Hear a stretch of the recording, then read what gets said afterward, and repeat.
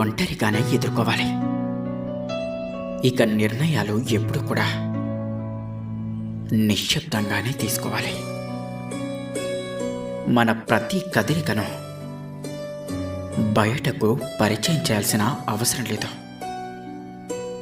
ఇక అలా చేస్తే ఏం జరుగుతుందో మీకు తెలుసు. అర్థమైందనుకుంటా. బంధం అనేది నాదే కదా అని నిర్లక్ష్యం చేస్తే చేయి జారిపోతుంది. ఇక నాకే సొంతమని పట్టు బిగిస్తే విరక్తి చెంది చచ్చిపోతుంది. గుర్తుంచుకోండి, ప్రతిదీ కూడా మనకు ముందే చెప్పి జరగదు. తప్పించుకునే అవకాశం అనేది అస్సలుండదు. తట్టుకోలేనంత బాధ